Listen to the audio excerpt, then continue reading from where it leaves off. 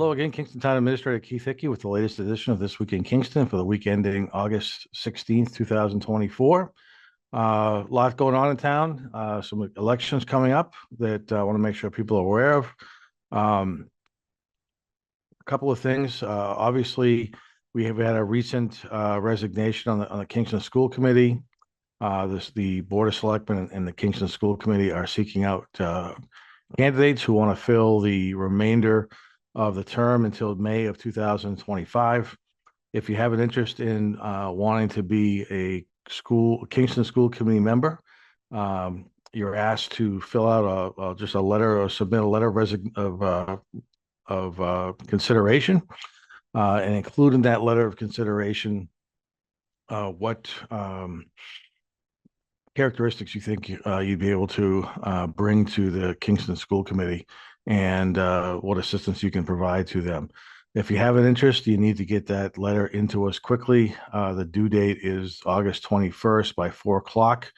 You can submit it by mail if you'd like to the Town of Kingston Board of Selectmen's office, 26 Evergreen Street in Kingston, or you can email it to ptucker@kingstonma.gov.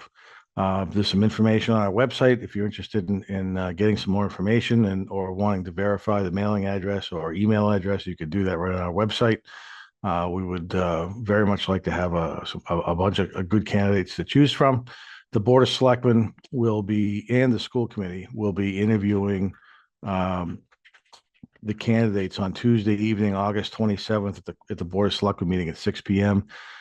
So it's going to be important if you're available on the 27th as well to attend that meeting and allow the board to ask a few questions and have a good dialogue back and forth. So they can pick the right candidate for the remaining 6 or 7 months of that term. Also, obviously, we have our state primary election. That's going to be held on the 3rd of September, the Tuesday after Labor Day. There's some early voting that's going on starting with August 24th, the 26th, and the 30th at the Font School. If you're interested in doing that, you can go to the Font School and fill out your ballot there.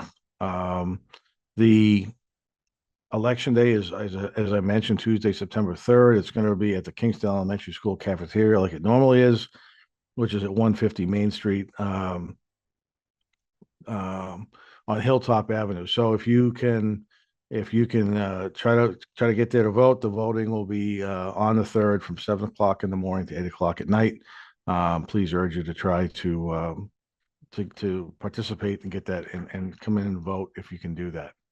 The Board of Selectmen is having a special selectmen's meeting on Monday, the 19th of August, next Monday. We're doing that because this past Tuesday was National Night Out for the police department, so there's a conflict, and the board members typically attend that National Night Out, so they've moved the date until Monday the 19th. We unfortunately have another dangerous dog hearing that we're dealing with. So that dangerous dog hearing will start at 6 o'clock on the 19th. And the board will, along with town council and the dog owner, have a conversation, answer some questions. The board make a final decision about whether or not it's going to be a dangerous dog or it's going to be a nuisance dog, and what the board's going to suggest or require the dog owner to do with that dog moving forward. Once we finish up that portion of the meeting, the rest of the meeting should go fairly quickly. We have the appointment of a new veterans agent. Our two veteran administrators retired about a month or so ago. It's taken a little bit longer time to get somebody into that position. We tried a couple of different things that we were looking to improve the service and also potentially save some money. Unfortunately, that those didn't work out. We've advertised for a new veterans agent. That veterans agent is scheduled to start on the 25th of August. So we're going to be seeking the board's approval to appoint that individual. Excited to have that person start. They're a veterans They're working at a veterans office now in another community. So they'll be able to come in. They're pretty well trained, and they're also getting their certification that's now required by the VA to submit VA claims. We also have a request, a couple of requests by the police department. The police department has a 2006 Mercury Mariner SUV that's a hybrid. They're trying to get that to be identified and deemed surplus.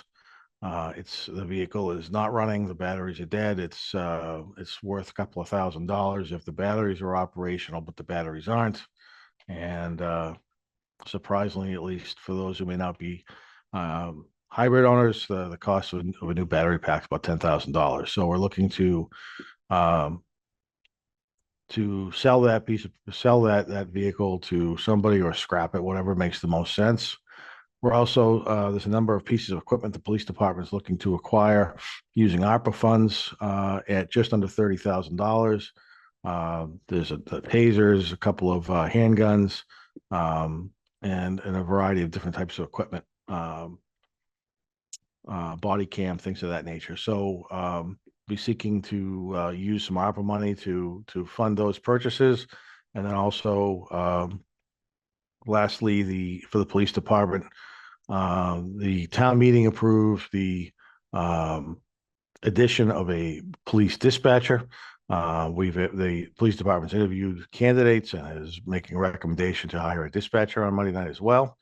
And then lastly is kind of a housekeeping item with our new finance director, Kathleen Barrett, who started this week. We need to ask the board to appoint her, give her the authority to submit documentation and reimbursement requests through Plymouth County for our ARPA funds. So the previous finance director had that authority. We're trying to give it to the new finance director, so she has that authority to do that. And so it's really just a housekeeping issue. Again, that'll be hopefully a fairly quick board meeting after the dangerous dog hearing. And we have another meeting, as I mentioned earlier, the following Tuesday night, where one of the big items obviously will be the discussion and an appointment or recommendation of an appointment of a school committee member. So keep an eye on that as well. Grays Beach is going to be closed for the next few days because of high bacteria levels. So unfortunately, people aren't going to be able to swim at Grays Beach. But we will update you on the website as soon as Grays Beach gets reopened. That's something that we're mandated to do when the bacteria levels are higher than what they should be, and you see that on a lot of different beaches throughout the South Shore. So with that, I want to thank everybody very much for watching. If you have any questions, always feel free to reach out, and I hope to talk to you again next week. Have a great day.